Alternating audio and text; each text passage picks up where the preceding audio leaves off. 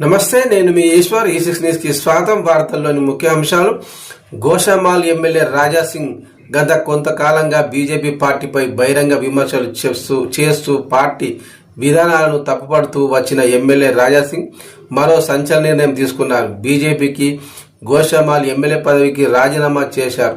రాజీనామా లేఖను రాష్ట్ర బీజేపీ అధ్యక్షుడు కేంద్ర మంత్రి జి కిషన్ రెడ్డికి హైదరాబాద్లో అందజేశారు. అనంతరం పార్టీ కార్యాలయం వద్ద విలేకరులతో రాజాసింగ్ మాట్లాడుతూ రాష్ట్ర అధ్యక్ష పదవికి నామినేషన్ వేసేందుకు వెళితే తనను అడ్డుకున్నారని ఆయన ఆవేదన వ్యక్తం చేశారు.